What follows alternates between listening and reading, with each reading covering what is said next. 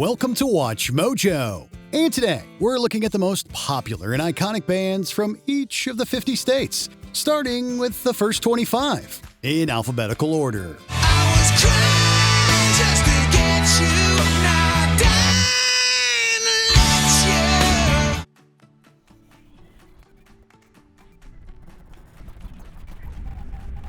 you. Alabama. They're far from the only band who named themselves after their state of origin, but they're certainly among the best.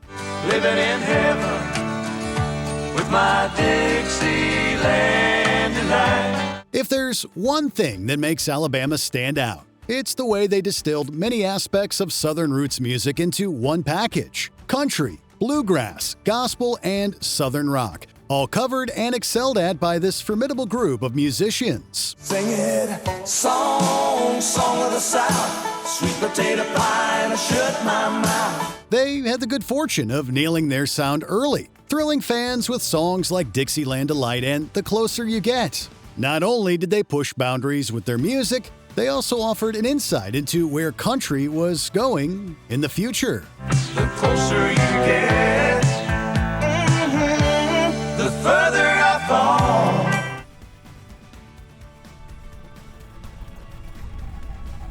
Portugal the Man. Alaska. The career trajectory of Portugal the Man is proof that mainstream success can happen at the most unexpected times.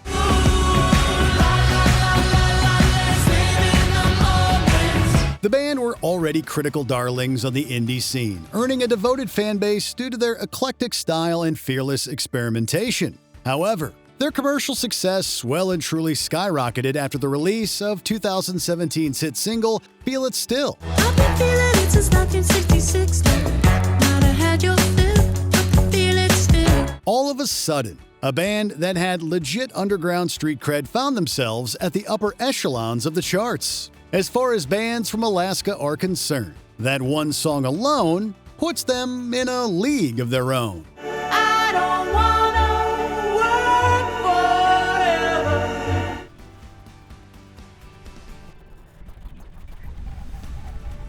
Gin Blossoms, Arizona. The jangly alt-rock stylings of Gin Blossoms always came served up with some impeccably bittersweet lyrics. Past is gonna something might be found. The check is raised. Hey, jealousy. However, those who know the history of the band understand just how tough their road was.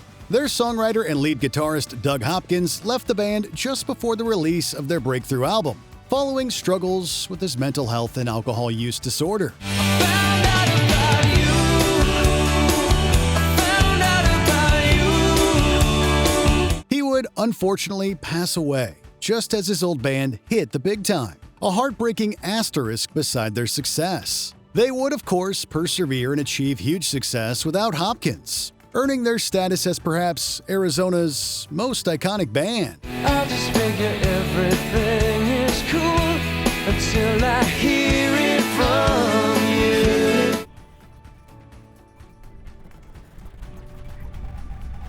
you. Evanescence, Arkansas. Symphonic goth metal truly never sounded better than when Amy Lee and company burst onto the scene in the early 2000s. Wake me up inside. Wake up. Wake me up inside. Call my name and sing me. Their debut album Fallen sold a whopping 17 million copies, but more importantly, it reshaped several musical genres, opening the floodgates for an entire generation of bands. Lee's background in classical music and the group's natural knack for merging styles allowed them to stand out amongst their peers.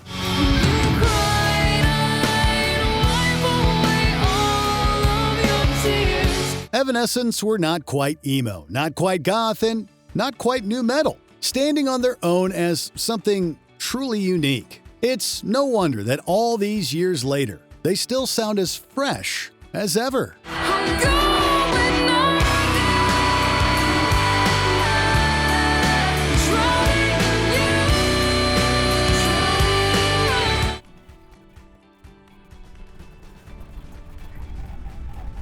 Eagles, California.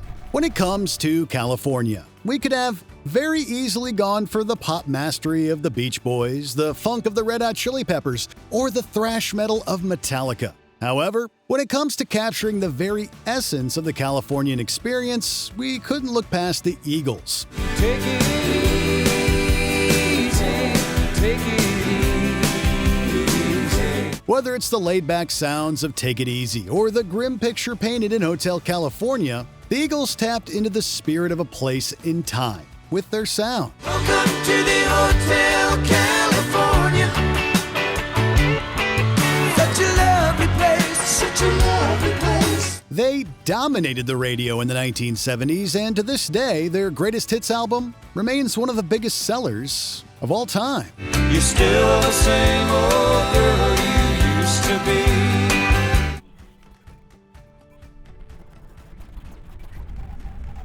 The Fray, Colorado.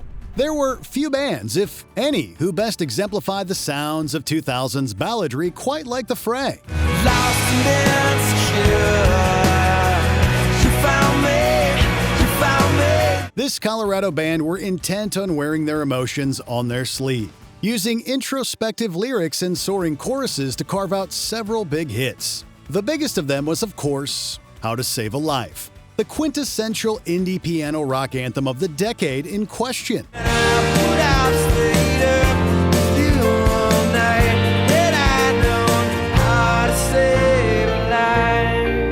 They were by no means a one-hit wonder, though, and they have retained a devoted fan base that still keeps their records in rotation all these years later.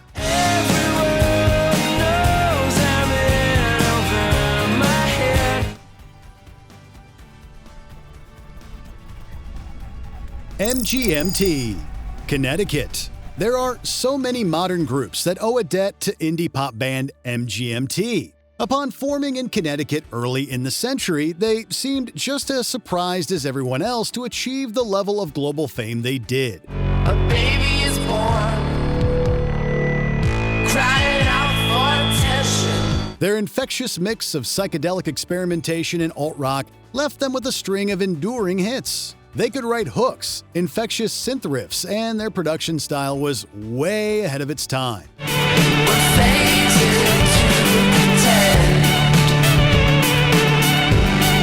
to contend. Among their Connecticut peers, MGMT are truly the most impactful group the state has produced in quite some time. Said, "Oh, girl, it shocked me like an electric eel."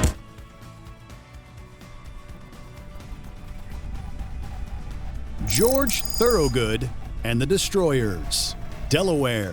The blues have been played in one form or another long before anyone will feature in this video was born. You better change. Yes, I'm begging you, please. In that it has gone through many different iterations. However, for our money, the direction that George Thorogood and the Destroyers took it will always hold a place in our hearts. The band filled every track with an unapologetic attitude that made it stick out immediately. A track like Bad to the Bone might sound like a novelty song, but this was a track that became a cultural staple. That I was bad to the bone. Bad to the bone. Bad to the bone. Few bands have nailed the art of performing with such swagger, quite like George Thorogood and the Destroyers. Yeah, you go and I live alone. I prefer to be by myself.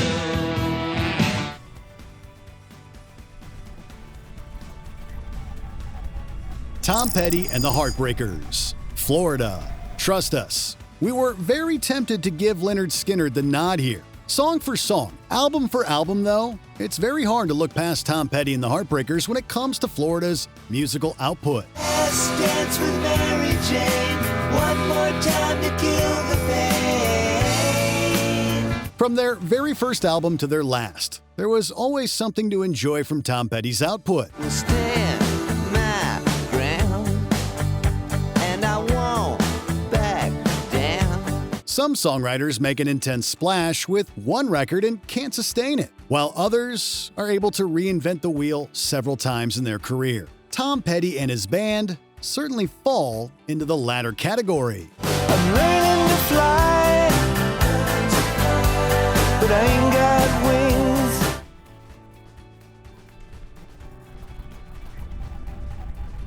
R.E.M. Georgia. Alternative rock in its golden era in the 90s would not be what it was if it weren't for the foundations laid down by Georgia legends R.E.M. in the 80s. Think I thought I saw you try. Not to mention the fact that they somehow became even more famous once their second decade in the music business began. You'd be hard-pressed to find any bands in their genre who weren't influenced by some era of their career.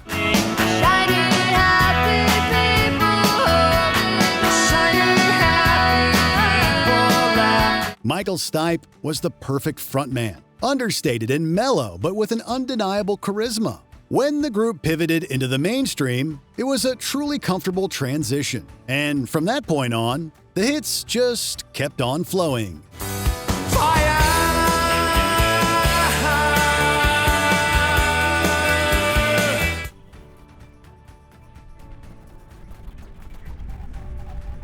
Pepper, Hawaii. If you can craft a feel-good hit, you can pretty much guarantee your inclusion on beach party playlists for all of eternity. This is your station under no control.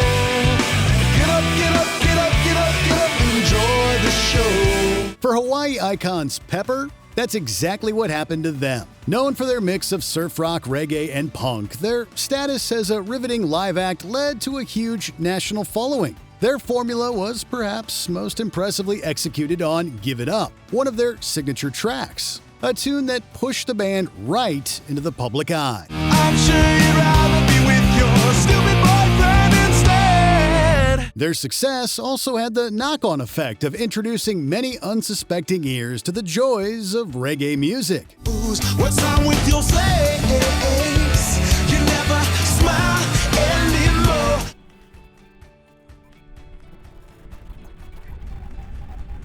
Built to Spill, Idaho. Modern American indie music has roots that can be traced directly to Idaho heroes Built to Spill. Should have been there last night and heard what the Big Dipper said to me. Led by Doug March, the band were indie pioneers that had an uncanny knack for intricate guitar work and introspective lyrics. Their live shows are revered for extended improvisation, laying the foundations for all those who would follow. What's specifics on the general idea? The sheer musicality of their 90s output is deserving of the highest praise, especially for those moments of six-string genius that are littered throughout. They had style, attitude, and most importantly, they could really play their instruments. Just an isolated incident. Earth, Wind, and Fire, Illinois. Make no mistake, Illinois was stacked with worthy contenders. Cheap Trick, Chicago, and Styx very nearly made the cut. However, when it comes to fun, funky freshness, how could we look past the mighty Earth, Wind, and Fire?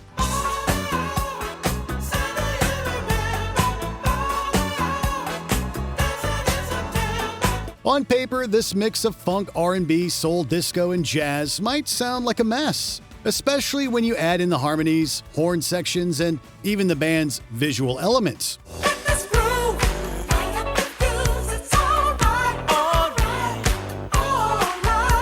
However, this is a classic example of a band that never failed to offer a totally cohesive experience from start to finish. They're icons in several different genres. That's for sure.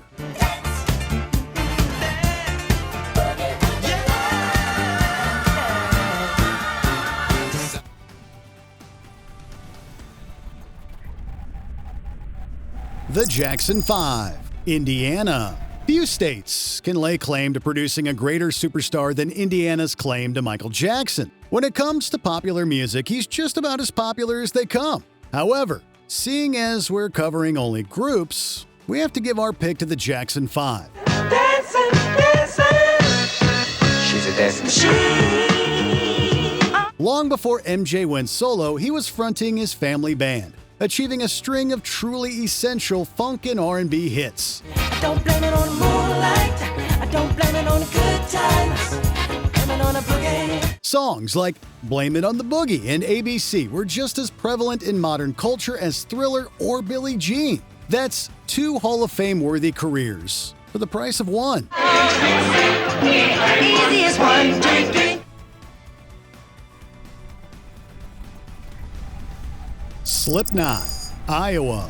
To this day, it's still surprising that a band as gritty, edgy, and uncompromising as Slipknot made it so far into the mainstream world. And the rain will kill us all. Throw ourselves against the wall. Their unique brand of extreme metal was internationally acclaimed, of course, but it was their look that truly sold it. Corey Taylor and the guys took several foundational aspects of the world of heavy metal and dragged it into the modern age. I push my fingers until my eyes. It's the only thing that slowly stops me. They looked the part, they performed like total lunatics, and they earned themselves global fame as a result. A trailblazing force in the world of alternative metal. Am a world before I am a man.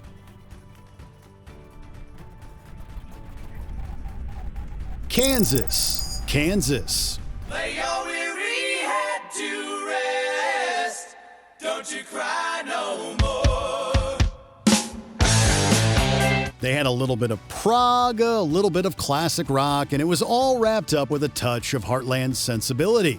On paper, Kansas could have been a sensory overload, and yet songs like Carry On Wayward Son and Dust in the Wind proved just how universal a seemingly complex recipe can be. Pass before my eyes a curiosity.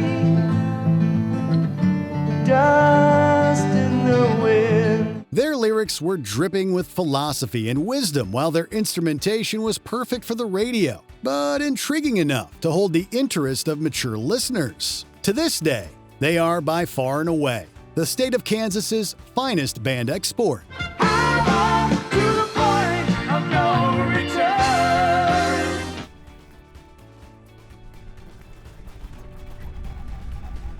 My Morning Jacket, Kentucky. The longer they hung around, the harder it became to pin Kentucky icons My Morning Jacket to one genre.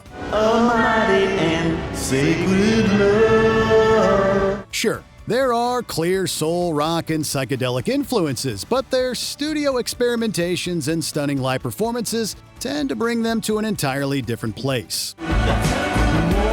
As one of the most acclaimed rock bands of the 2000s, My Morning Jacket consists of a group of musicians who are all about creating atmosphere, about pushing boundaries. Need proof? Check out their Bonnaroo set from 2008 for a real taste of what they can do. And if we don't watch out,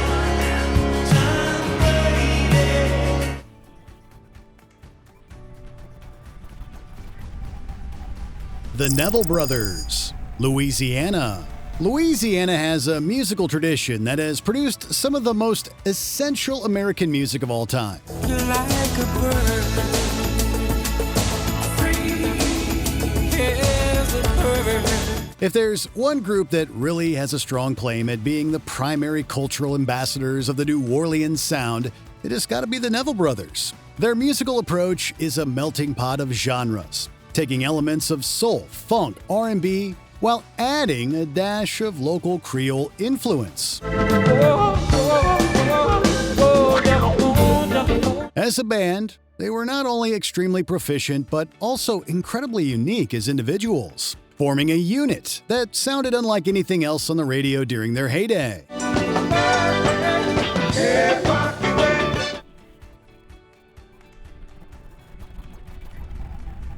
Rustic Overtones, Maine. As far as band names that really hit the nail on the head are concerned, it's hard to do much better than Maine's Rustic Overtones.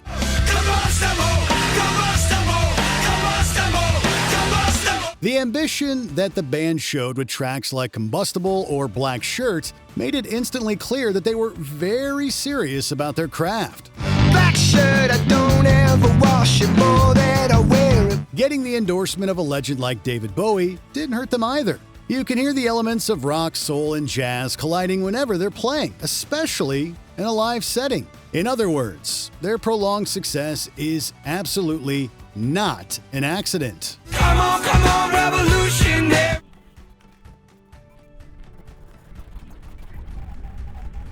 O.A.R. Maryland. The college rock scene of the 2000s was truly a unique time in American music history. Lines between genres became increasingly blurry, creating a beautiful mess of sounds and styles.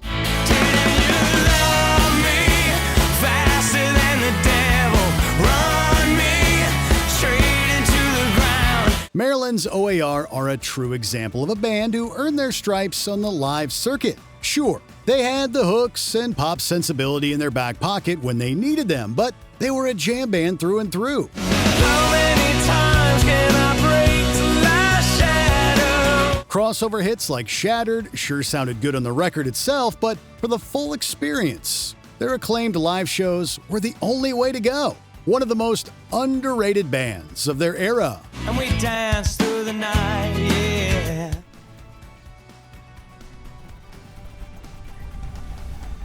Aerosmith, Massachusetts. There was certainly strong competition from Massachusetts like the Cars in Boston, but we had to eventually give the top spot to Aerosmith. Few bands have managed to achieve such insane commercial success in two different eras as these rock staples.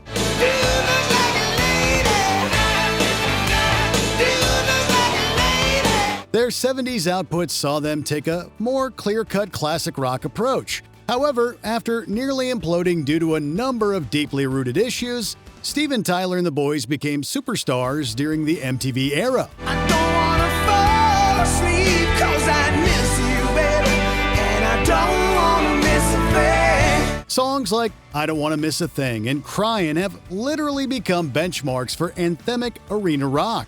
Aerosmith's position as kings of the genre is beyond clear at this point.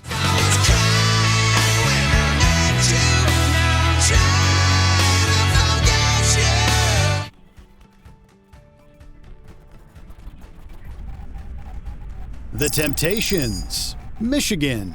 It was most certainly a very tightly contested race between Diana Ross and the Supremes and our eventual pick. The Temptations just had something truly unique though. But it was just my imagination once again. They were far from the only male vocal group doing the rounds during their era, but they may well have been the most memorable. Treat her like a lady. Treat her like a lady. Their most impressive feat, though, handling the transition from Motown crooners to socially conscious artists, adding a touch of psychedelia to their sound that sent it all into the stratosphere. Pulling off a career U-turn like that is one of the hardest things to do in music. The Temptations did it flawlessly. Oh, why? I wonder who she's seeing now. Oh, baby.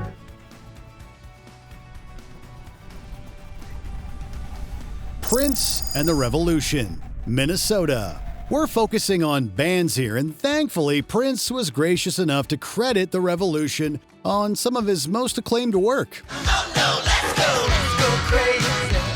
During the period of time where this Minnesota legend could do no wrong, the Revolution were almost always behind him. Decades later, you're not going to hear a song on the radio that sounds remotely like When Doves Cry or Raspberry Beret. She wore a raspberry beret, the kind you find in a second-hand store. The level of innovation on display from these geniuses influenced artists across multiple, totally unrelated genres. Oh, and did we mention Purple Rain? We should probably mention Purple Rain. Purple rain, purple rain.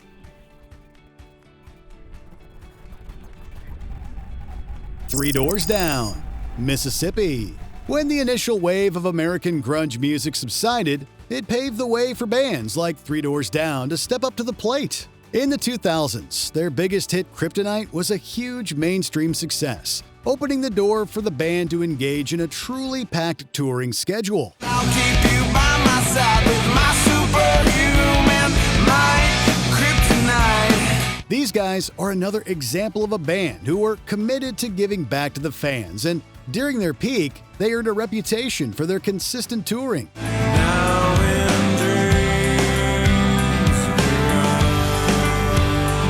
Songs like Be Like That and Here Without You only serve to further prove their dynamism and ability to nail that emotionally raw but powerful sound. I'm here without you, baby, but you're still on my lonely mind. Before we continue, be sure to subscribe to our channel and ring the bell to get notified about our latest videos. You have the option to be notified for occasional videos or all of them. If you're on your phone, make sure you go into your settings and switch on notifications.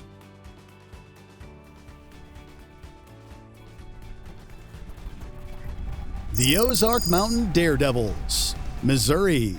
Ask any music fan in Missouri about the Ozark Mountain Daredevils and you're sure to realize pretty quickly how iconic they are to those in the know. Wanna get to heaven, you got to raise a little hell. Despite limited success nationwide, hit singles like If You Want to Get to Heaven and Jackie Blue showcase their fun blend of country, folk, and rock.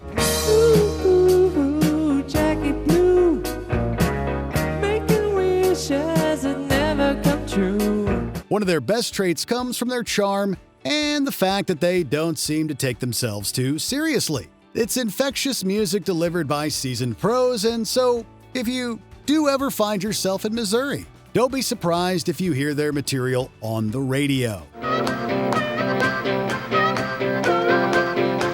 Thanks for listening to us. What bands do you think should be featured in part 2 of our video? And do you agree with your first 25 picks? Let us know in the comments below.